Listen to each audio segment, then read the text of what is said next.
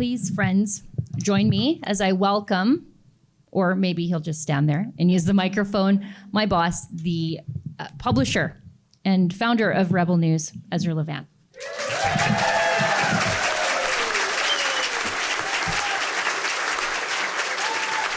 Hi, everybody. It's great to be here. I tell you, we booked this room, and we should have booked triple the size. We sold out in 3 days or so. We had more people in Edmonton 2 days ago, and that was on a hockey night for the Oilers. There's a lot of energy. I understand that there have been other meetings by other groups that have had 1,000 people, and indeed we're going to plan a province-wide event next month, and we'll be sure to let you know about that as soon as the details are locked in. Rebel News is a funny creature. In some ways, it is a news-gathering organization, but we have a bit of a different mission to tell the other side of the story. No point in just being a repeater of the regime narrative. So we're skeptics by nature. And I think we showed that during the trucker convoy, during the pandemic lockdowns. And the fact that we are completely funded by our viewers, we take zero government funding, I think is what enabled us to do that. So thank you to you.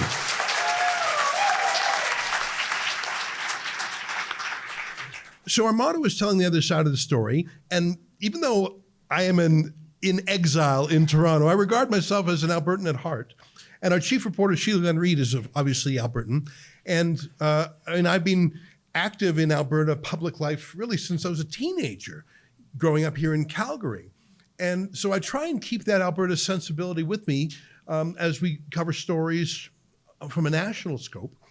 And that's part of zigging where others zag. But there's another thing that Rebel News does that is really my favorite part, if I was candid. And every once in a while, we don't just tell a story, we get involved and try and fix things, try and get involved as a participant. And you probably know that we did that a lot. For example, during the trucker convoy, crowdfunding the legal defense for Tamara Lich, for example, publishing her autobiography. That's just one example, but there were hundreds of examples. I'm Jewish myself, but we have a deep love for our Christian friends, and we are extremely sensitive to anti-Christian discrimination. And so when we saw that churches were being picked on during the lockdowns, we jumped into gear, whether it was Arthur Pawlowski down here in Calgary or the Grace Life Church up in Edmonton, or frankly, all across the country. That was a major focus of ours. So again, telling the other side of the story means shining a light of scrutiny on the wave of anti-Christian, the crime wave, vandalism or arson of more than 100 churches. So we tell the other side of the story, but every once in a while we stop and try and do something about it. And from that effort was born a charity called the Democracy Fund that you may know. It's represented more than 3,000 people, a great bulk of those being, believe it or not, the ArriveCan app. I don't know if you follow Rebel News closely, but we discovered, and it's hard to discover things when you're dealing with people who do not use the internet or telephones or smartphones, but we discovered that there's a community in Ontario called the Amish, who are in some ways, I guess, comparable to the Hutterites here in Alberta, except for they don't use technology. The Amish do not use electricity. They don't use smartphones. They don't use cars. They have horse and buggies. So they're very much different than the Hutterites in that regard.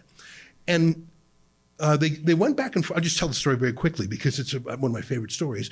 Go back and forth across the border to visit other Amish in the States. And every time they would come back, one of Trudeau's border guards would say, "Did you download the ArriveCan app on your smartphone?" Just hold with me. Did you download? What's that? The ArriveCan. What's that? App. What's that? On your smartphone. Now, they know what smartphones are, but they don't have them. Can you imagine? And this happened dozens and dozens and dozens of times. And they didn't pay them. They're not on email. They're not on the phone. So the trials were held in absentia. They didn't know this until one day one of the farmers went to get a loan to buy some livestock or something. And the banker said, I've run a lien check on your property, there's a lien on it. We can't lend you the money. And they didn't even know what this was, so they all checked. There were government liens on dozens of their homes and farms, freezing any sales or bequeathing from father to son. The punitive government, and don't tell me there wasn't a religious element to this as well. Don't tell me that not a single person from that frontline border guard to the prosecutor, to the judge, to the bailiff, to everyone else, no one said, what are we doing? To me, that's the ultimate Rebel News story. So the fact that a neighbor of the Amish brought that to our attention, because the Amish don't know what Rebel News is, and they wouldn't how would they contact us? So we went out there physically, met with them, and crowdfunded the lawyers. And that to me is the Rebel way. That's the Rebel way.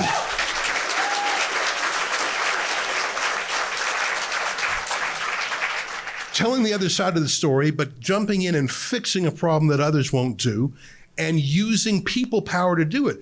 We don't have an extra $100,000 kicking around for lawyers. We crowdfund the dough from viewers. The average donation to Rebel News itself is $58.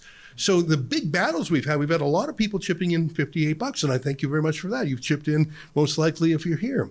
So that's Rebel News, and you may have seen us in the last federal election campaign. We have reporters from coast to coast. Drea Humphrey out there in Vancouver. Sheila Gunn-Reid in Northern Alberta. We've got a team here in Calgary. My favorite buddy, David Menzies, and his hat in Ontario.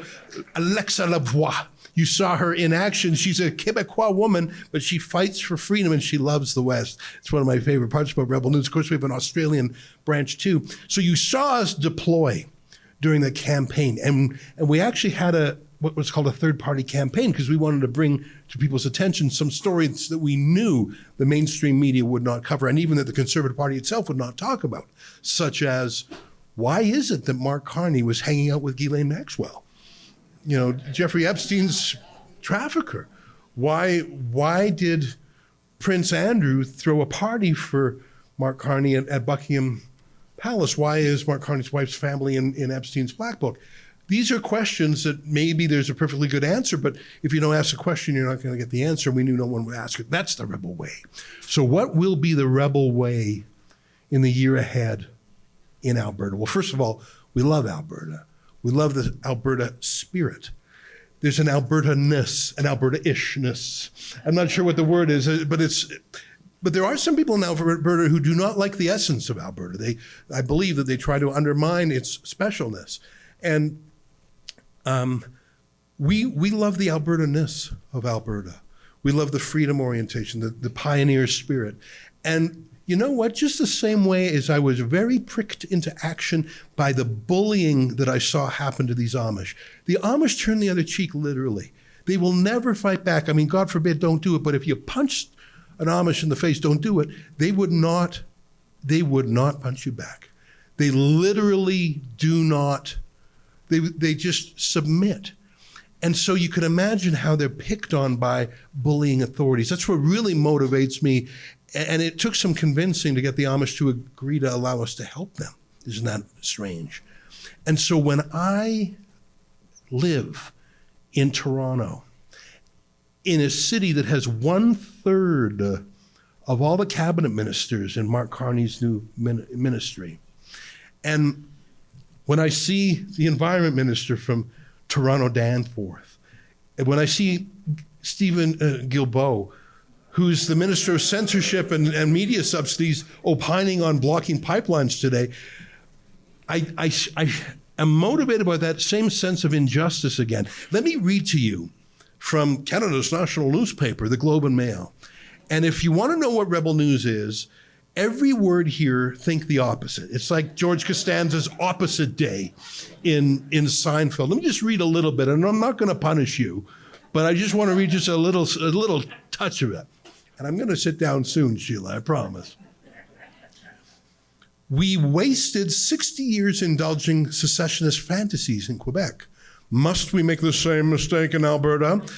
To which that's the headline, that's Andrew Cohen, to which my first response is, so you're not calling for an end to indulging secessionist fantasies in Quebec.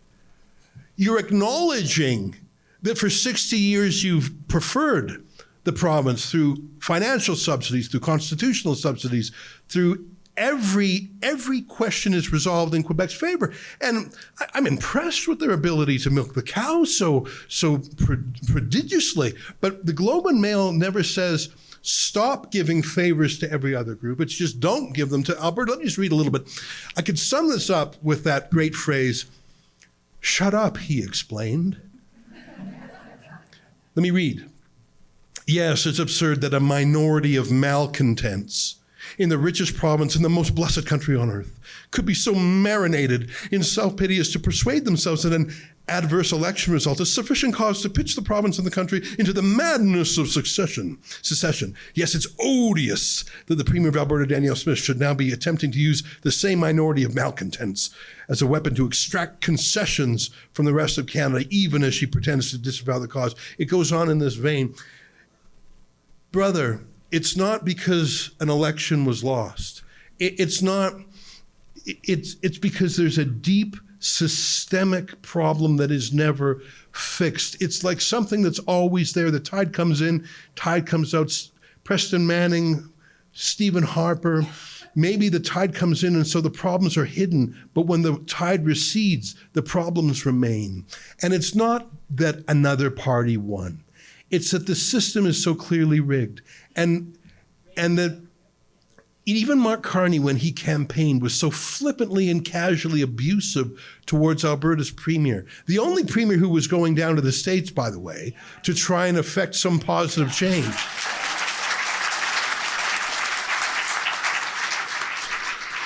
So if you want to know what we're going to do, which was what I was supposed to talk about for 2 minutes. Have I used up my whole 2 minutes, Sheila? No. I have just a little bit left in my 2 minutes. I only have 10 minutes left in my 2 minutes. I'm kidding. I'm excited to be here. Last time I was in this very room, I was with my friend Tommy Robinson, who was at Liberty, and he gave a speech, and he walked out, and he was arrested by 2 carloads of cops, and it was the beginning of a very exciting night for me. And we managed to bust him. You know, there's a little holding facility in the Harry Hayes building. Did you know that? I did not know that. Did you know that, Corey? That's where they were holding him. Like it's like a little jail or something there. I get the feeling I'm going to wind up there one day if Naheed Nenshi ever becomes premier. That will be the dungeon at the Harry Hayes building into which I'm put. Anyhow, let me be serious for a second. Here's what Rebel News is going to do. Rebel News is going to report on what goes on, and we're going to try and report on it on the ground level. That's our sort of specialty. Be out in the field with a camera, pointing at, show me, don't tell me.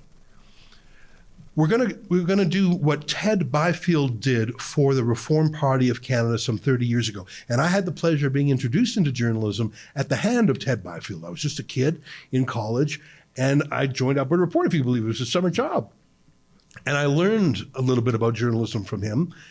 And here's what Ted did for the Reform Party. Number one, he covered the news that other media ignored. Oh, that's not important. Oh, that's not going anywhere. Oh, that's just rabble and ruffians. Ted thought, no, that's interesting news. We're going to cover it. So number one, he covered the news. We're going to do that. Number two, he platformed voices that were not in the Rolodex of the fancy people. Not the kind of people that Andrew Coyne might call up for a quote. They were new people, emerging leaders of the movement. And Ted gave them a platform so that others could hear from them. This was before the age of social media, remember? And the third thing that Ted did is he treated everyone with respect. I think that's probably part of number two. Every once in a while, Ted had his views on things, absolutely, and he would weigh in. He was consulted quite closely from time to time by Preston Manning. But Ted fulfilled an essential part of the program, which was a fair dealer, a fair coverer of news. And I'm very delighted that my friend Corey Morgan is here today, because I think Western Standard is carrying that tradition alive. So thank you very much, Corey. I feel a kinship, even though on paper we're competitors and rivals. I have an admiration and respect for the work the Western Standard is doing, and I had the pleasure of visiting their offices again today to talk to my old friend Derek Filderman. So keep it up, Corey, and I'm glad you're on the panel. I look forward to what you have to say. Thank you for being here. We will be part of the antidote to the sneering, the East-splaining, the miserable malcontents. Why don't you just go full Hillary Clinton and call these people deplorables? There's one more thing I'll mention before I'm going to sit down because I'm almost on my 2 minutes. I don't know if you saw it the other day, but the leader of the Bloc Québécois was asked a question about Western separatism. And that's very interesting. I should tell you, when I was a student in Western Canada High School, René Lévesque had a book launch right across the street. And I went and I asked him, I was 17, and I went right across and I asked him what he thought of Alberta separatism. Now, he refused to answer. It's not a very good story, is it? But the head of the Bloc Québécois was asked the other day what he thought about the referendum. And the first thing is you could immediately see he was sort of jealous that he and his federal Bloc Québécois and the provincial Parti Québécois have not been able to muster votes, attention, energy, hopes. He's I guess you could say he's a failure. I mean, it's part of a permanent revolution. How many years, how many decades can the Bloc Québécois be in Ottawa and still say, we're here for the revolution, man. We're going to get out of Canada anytime now. And by the way, there's a lot of Bloc MPs who are collecting their pension because they served so long.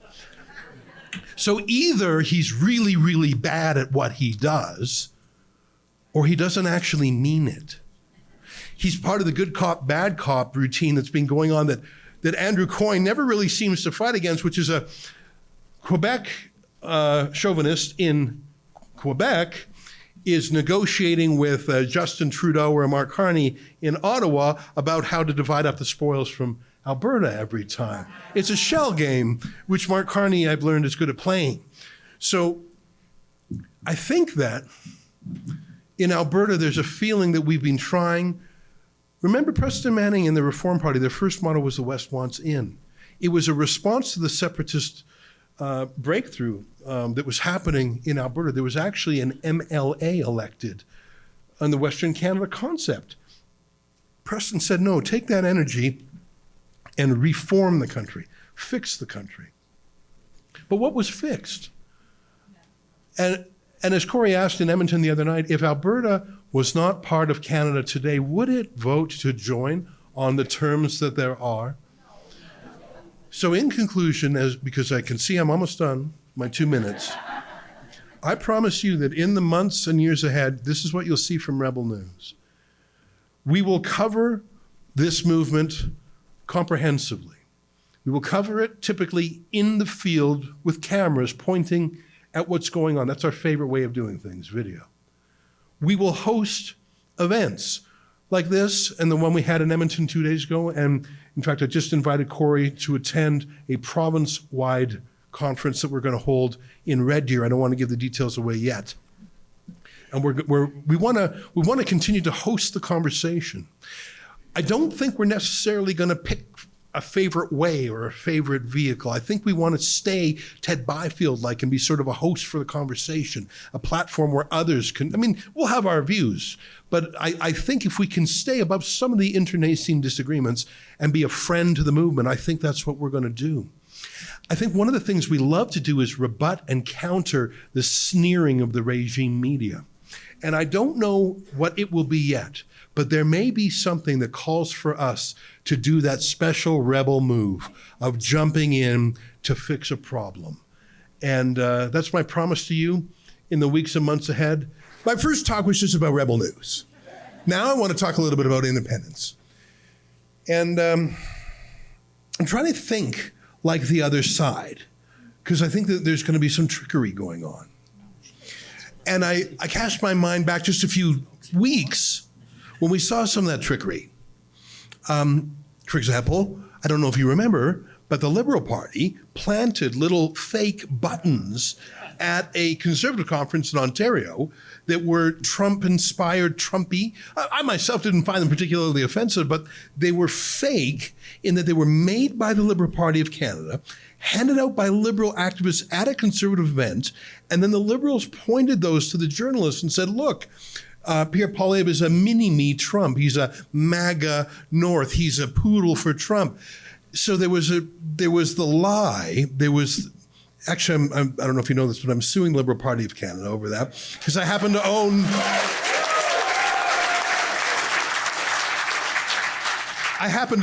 the trademark to make Canada great again. I don't know if you know that. I bought it in 2016 when it seemed like a cool thing to have, and they stole my trademark. And not just that, but they violated election law. They didn't put who in an election. If you make something like that, you have to have authorized by whoever authorized it. But obviously, they wouldn't put authorized by the Liberal Party of Canada on a button that was attempting to trick people, right? So not only did they steal my trademark, but they violated election law. We'll see them in court. But my point of that, and if you think that's rough and tumble, well, cast your mind back a few years to the trucker convoy, the most peaceful, patriotic, wonderful event I've ever been to in my life, frankly. It felt like a festival. It felt like sort of Woodstock, but colder. And it was so patriotic. But there was a swastika flag, allegedly, even though no one saw it other than the Liberal Party photographer who took a picture of it. What do these two things have in common? Well, obviously, they're a form of propaganda to denormalize, demoralize, defame, denounce, to wreck the reputation of their opponents. If Mark Carney, or let's say Stephen Guilbeault and Andrew Coyne came to Alberta and did a speaking tour about separatism, that wouldn't work. In fact, I'll just say right now, Rebel News would crowdfund the expenses to make sure that happened. But the Liberals are smarter than to send Stephen Guilbeault and Andrew Coyne. As Corey said, that was really for the consumption. I think it was Corey who said this, or who was it? So it was actually for the consumption of Ontarians. It wasn't to persuade anyone in Alberta. What they would do is they would engage in trickery. And here's some things I think is going to come down the pipeline in the next few months. And I just want to tell you it's on my mind because I'm a little worried. I think obviously they're going to defame and denounce anyone of any public station who sympathizes in any way with this independence movement. I think if they're a political leader, if they're a business leader, if they're an academic leader, they will be canceled if they can be. And at the very least, they'll be smeared as a traitor.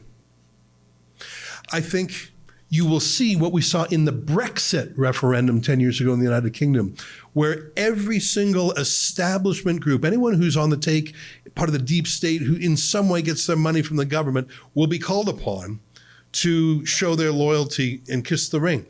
That's why, for example, you'll see First Nations chiefs who are clearly doing the bidding of Ottawa, and you'll see NGOs, you'll see other ethnic communities that take money from Ottawa. You'll see anyone who in any way relies on government money, they're going to call in the favors. They're going to try and denounce it. In the UK, they actually called the anti-Brexit campaign Project Fear. That was its internal name. Expect to see that here too. Expect to see... Oh, they'll call you, absolutely. At the very least, we've had actual Nazi-like protests in the streets for a year and a half. Not a word from the establishment about that. Actual swastikas, but they'll invent that disparagement for this movement. You'll see voting trickery. I mean, we've seen some of that. You know, the 90 names on Pierre Poilievre's ballot in Nepean Carleton. And I just saw today that there was a one vote margin of victory in some Atlantic district, and they found a vote that wasn't counted, and Elections Canada is saying, well, you know, now it's Elections Alberta that will be supervising things, but don't be surprised if there's shenanigans. I think no matter what the rules are on campaign expenditures, they're going to be ignored. Of course they will be. You'll see every political dirty trickster from Toronto, Ottawa, Montreal, and everywhere pour in. And who's going to stop them?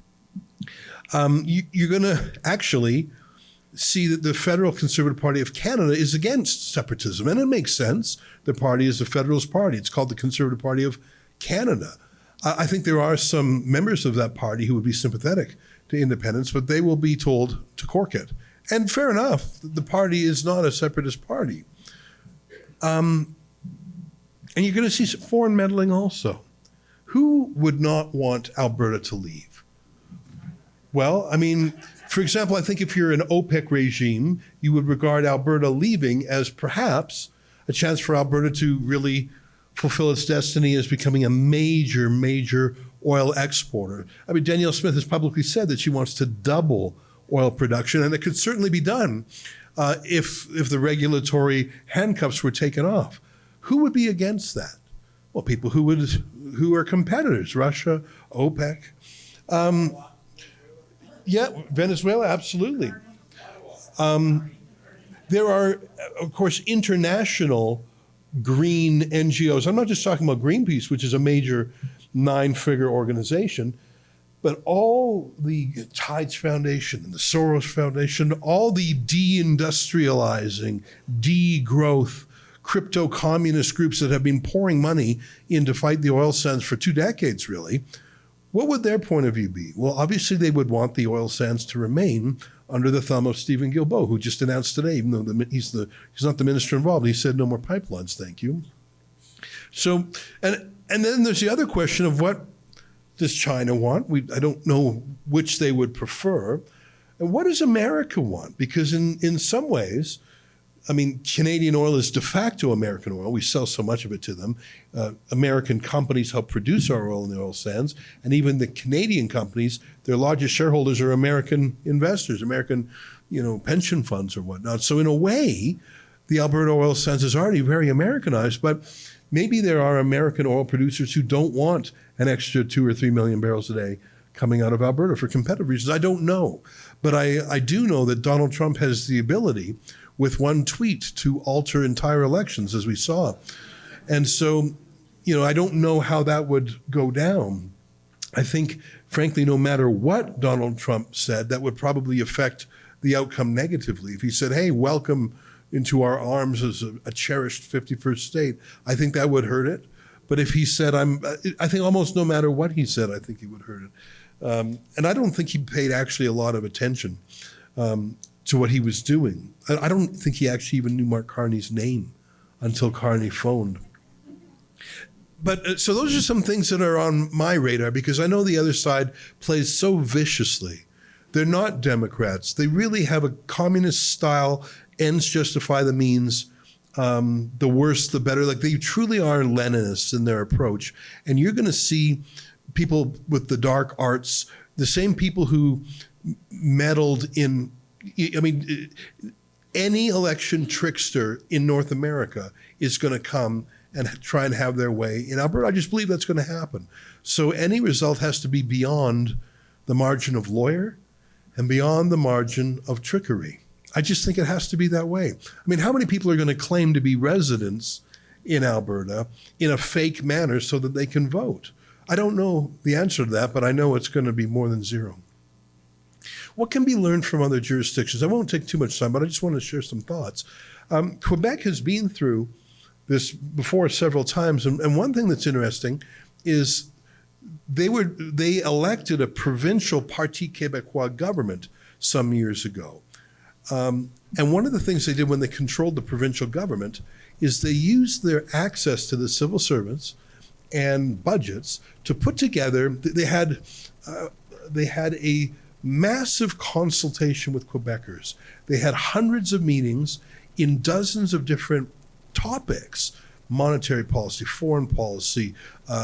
foreign trade, what happens with the debt, what happens to the military bases, like all the questions that would immediately be asked if someone said, okay, you want to separate, well, what about this? What about the passport? What stamp? What coins? What currency? Like just you can imagine what would we do with what would our foreign policy be like? What would we? What embassy? What would we do for an embassy? Like there's 100 technical questions, none of which are necessarily deal breakers. But if you don't have an answer to that, you've just planted a seed of doubt. You don't look ready. And someone who's really worried about this issue or that issue, would it still be covered by the USMCA trade deal? How would you get a pipeline to open water? Like there are a lot of questions. And I think each one of them has an answer, or maybe even several answers or competing answers. But what the PQ did, and I actually managed to find it online. I mentioned this in Edmonton on Monday, but I have since managed to find the study. A friend gave it to me 30 years ago when I worked in Ottawa for Preston Manning. My counterpart of the Bloc Québécois gave me what was really like a 7-volume encyclopedia of how to separate for Quebec. That's really what it was. And you can find that online, and a shorter English executive summary, which I did download. And the idea of preparing answers, or at least good faith attempts to answer those questions, I think is something that was very wise on their part. And it engaged experts in all these different fields. It was sort of the preliminary groundwork that if Quebec actually did separate, those ideas would help speed the government in the right direction. I thought that was a very interesting thing that they did. And I think it could be done here even in advance. I don't necessarily think, in fact, I'm certain that the provincial government in Alberta would not fund such a thing unless and until a referendum were to pass. And then it might get cracking right away to try and answer these questions prophylactically. But I don't think you necessarily need the government to get involved. You can have academics and journalists and others start to work on these questions for free, or even a think tank could sponsor them now. I'm only going to mention 2 more things because I took up so much time earlier. But one of the things Quebec has managed to do is they've managed to make separatism cool. Now, not cool enough to carry the majority, I grant you, but whether it's professors in universities or journalists or the different parts of Quebec culture, the arts, comedy, music, fashion even, separatism is cool. And I think it partly is because Quebec's unique situation of their language and their history. They had such a strong identity. And I think for young people who had an idealism, they managed to make it cool. And I think that Alberta separatism, it was mocked by the Bloc Québécois as Alberta needs more of a culture than just oil and gas. And that was an outrageous insult. You could say Quebec needs more. Like if you were trying to insult Quebec, you could say, well, you need more than poutine as a culture. Well, of course they have much more than poutine as a culture. They have 400 years. They have language. They have New France. They have an enormous culture, which is why they have this feeling of oneness. That Alberta-ness I was talking about earlier, they've got that covered. Like there is a Quebec. Of course it's a distinct society. How could you deny that? There is that in Alberta too, but our province here is 300 years newer. And we have aspects of Alberta-ness, the freedom, the individuality, the pioneering spirit, the fair play. Yes, the geography. And yes, part of it is oil and gas, just the same way as part of Newfoundland's culture is fish. And it's not an insult to say so, but it's much more than just fish. And I think to develop that cultural, artistic, aesthetic, emotional side is so critically important. Too many people on the right just think with the side of their brain that would make them an accountant or an engineer or a lawyer. But what about the artistic side? I think that's part of it, and that's part of the romance. Of course, it didn't work yet, but you can look at other separatist movements around the world, including Scotland, for example, and I think there's a romance to it. And I'll close with this. I looked up the slogan for the 1995 Quebec referendum. Did I mention it on Monday? I don't think I did. And I thought it was a really good one. Of course, I'm translating from French into English. The slogan for the yes side was, yes, and it becomes possible. Yes, and it becomes possible. And so it wasn't a specific, we're going to have our country, we're going to have our sovereignty. It wasn't a particular demand. It was aspirational, it was emotional, it was a feeling. It was just say yes and anything is possible. It was by nature a positive, progressive, hopeful, upbeat, optimistic message.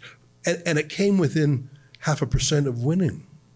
I mean, I don't know what mottos you have contemplated, Corey, in some of these things, but something like anything is possible. Like to pardon me? Pride of Alberta, is that what you said? Rise up. Make your own future. We can do so much better. I don't know, but rise up. But I think it's an exciting thing. A lot of people want to keep Alberta down. A lot of it is jealousy, rivalry. There's a lot of greed. Don't tell me that the leader of the Bloc Québécois, I mean, he's smart enough to know that if the West goes, suddenly equalization is gone. He knows that. And a lot of things would change. The domino effect would be there. I think it's possible for Alberta to achieve a better state. I think that motto, yes, and anything is possible. I mean, I'm not proposing that one, and there could be different ones and there's different movements. But I think that hopeful, positive, we can do so much better is something that I think tracks with what Rebel News believes in. Thanks for letting me talk to you so much. I'll now yield the floor.